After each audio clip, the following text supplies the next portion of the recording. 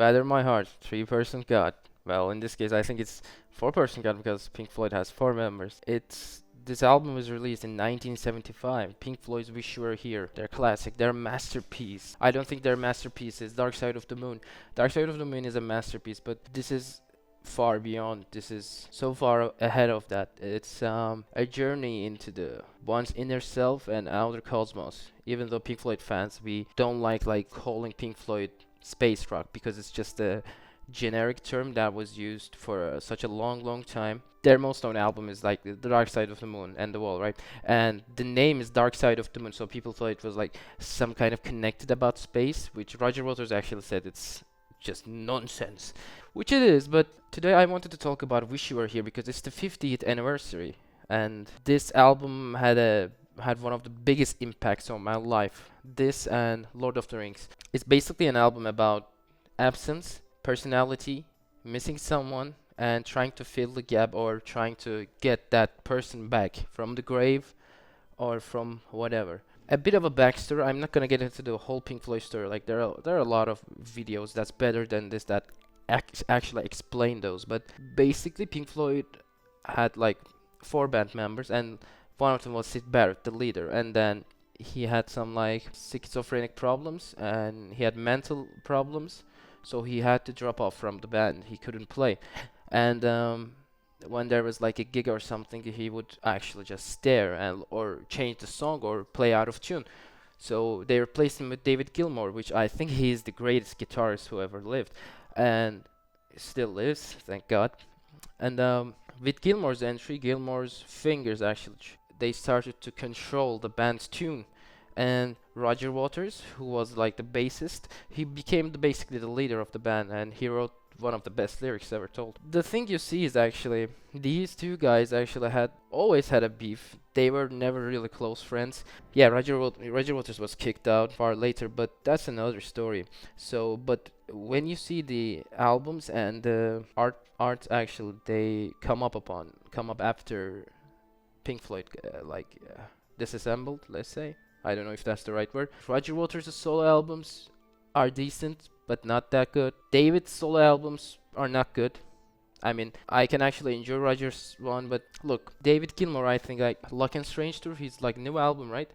And everybody, like nobody wants to hear these new songs. Like a couple of them are good, like Rattle That Lock and so on. But nobody wants to hear the songs that you like wrote with your friends and the other. That's good, but it's not we expect from David Gilmour or Roger Waters. So what I mean by all of this is together we're strong, divided we fall, right? Like what Pink Floyd said in The Wall. Wish You Were Here is the place where they were actually together, and maybe it was just the only time that all of the band actually agreed upon something. Their friend Sid Barrett got mad and like he left the band. One day when they're recording in the studio, Sid walks in and they try to say hello and talk to him, but he doesn't even know them. So this album is basically about Roger Waters and everyone talking. We had a great friend. We loved him. He loved us. But we lost him. We didn't lose him to death, but he died in a way, subconscious way, maybe in a like metaphorical way, because he's not here. He's not the person that we knew, and that gave a really big impact to all of them. So, and also it was about this time where after Sid left, they were actually trying to find their tune, right? They were trying to find what kind of music they were really into, like they were capable of actually mastering.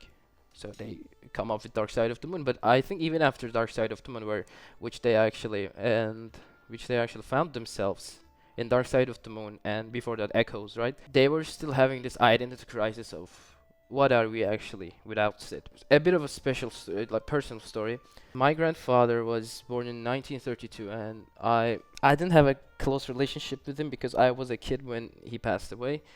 I was like 11 or 14 years old, I don't remember. I think I was 11, yes, 11. He passed in 2014, and when he passed away, he was just, everybody would say, I still meet, like, in our village, in our hometown, in our street, a lot of people are saying, oh, you're his grandson, right? And they would always say good things about him. But the heartbreaking part is, I started to love my grandfather more and more, but I never even had a chance of properly communicating with him more than 10 minutes. And I was a kid, like, I didn't know any better. And everybody's still saying, even right now, like, there are like 60, 70-year-old people that are saying that, oh, you're his grandson. And I think that gave a really big impact to me. He was kind of an intellectual. He was a religious man, but he never earned money because of, like, he was actually making business, but he wasn't actually, he was kind of preaching, but he didn't he never learned any earned any money from that. So, and from what I see and what I hear, like what people say about him, he was just like the greatest man in my life. And the greatest man in my life, greatest impact a man that has given to my life, with that person, I didn't even have a more than 10-minute proper conversation. So that's interesting. And Wish You Were Here is so special to me in that sense because it's about, it's not about like breaking up, love affairs, a girl left you or whatever, like typical song. It's just about this emptiness. Like a person might have gone away from your life because they might be dead, they might be away, not be the same person you thought they were before. So the first song is Shine On Crazy Diamond, the first part, right?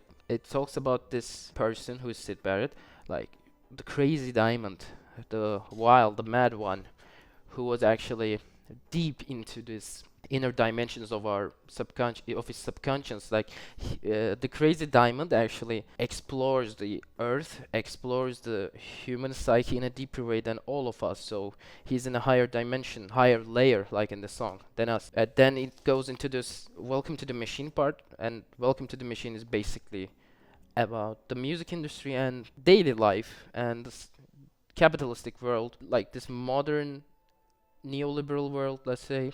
It has its benefits, of course, but it kind of takes away from your soul a lot. At the end, everybody's trying to make business and everybody's trying to earn bucks.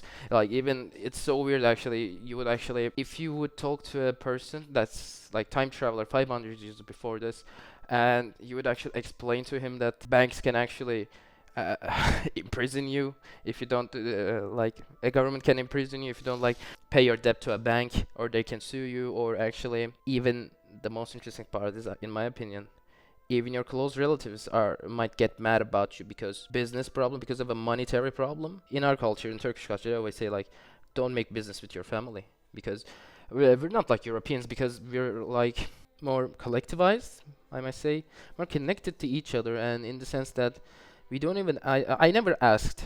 I gave like not loans, but I gave a lot of money to like a lot of people's, a couple of my friends. I don't want to brag about it. I never do, but I never asked them because it's in our culture, right? I don't know. I don't think it's like that in like the United States or the other Western world. But even though like my culture is like real connected to each other, it's still a capitalistic world, and it's the machine that's trying to eat you. That's you're always fighting, and that the machine that gives you the dreams, which you like 1 in 1,000 persons might actually live that life, that like American dream, whatever, right? And then it goes into this section, have a cigar, and it's I think it's interesting thing is the other songs, all of them are depressing, but this one is so cool and so fun. But it's basically about this new kid who's entering this new star life, and the manager actually, it's like a joke in the Pink Floyd community now. The manager actually says like, "Oh, the band is great, but which one is the Pink?" Like, because he doesn't even know anything into the. He doesn't even know anything. Like, he doesn't even know the band's name is Pink Floyd. He just thinks like Pink Floyd is a guy.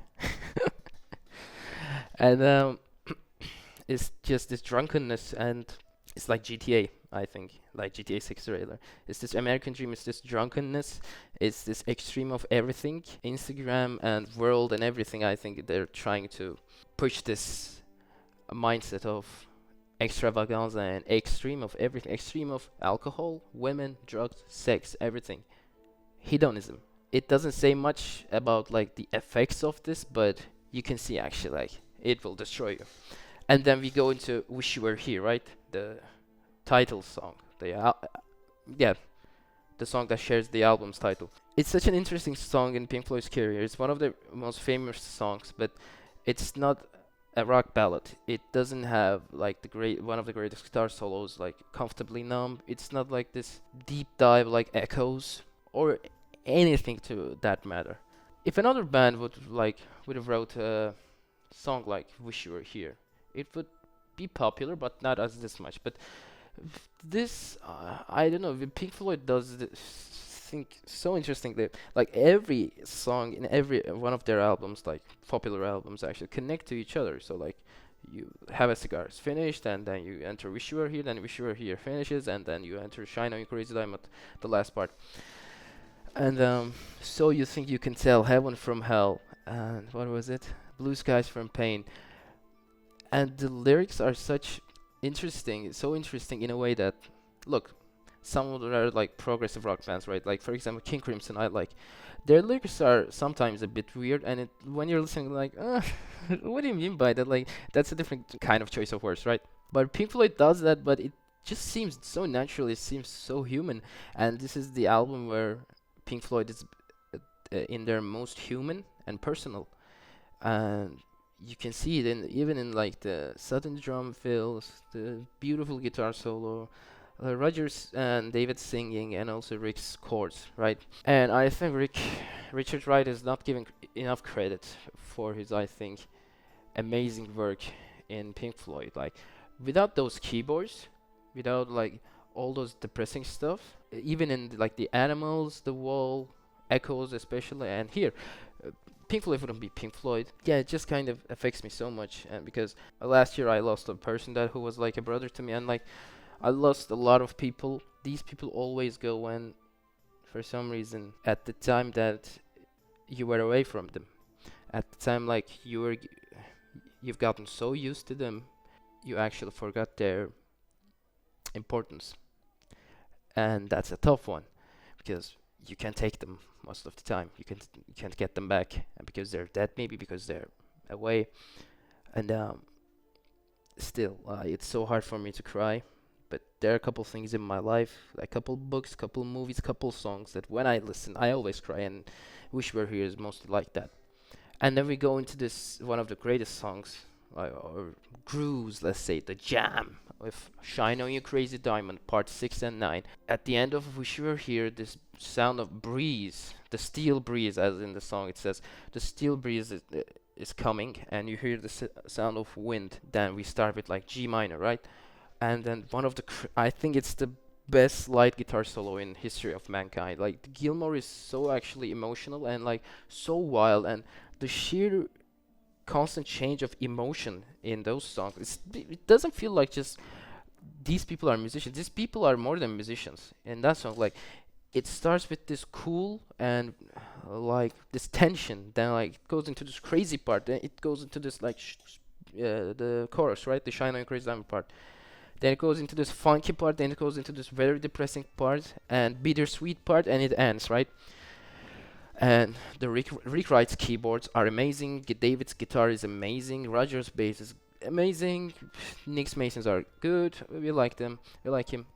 And it's been like 50 years. It's so weird. Like this album was written and produced way before I was born, but it's still somehow even like in 1975. Like I'm a Turkish guy who is actually almost 23 right now, and far away, some guys, four guys actually, produced a record in 1975 in London, England, and it still kind of resonates with you, and it's still one of the most like listened albums in Spotify, right? And that's because I think it's the album and it's the artwork where any artist was extremely human.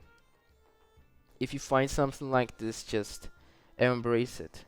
If you find a writer or a movie or a song that you feel like the artist tried to and gave his all or her all, you should actually focus on it, because this feels like it. This feels like this amazing work, hard work, plus the hard work itself is not enough in life, and passion itself is not enough, right?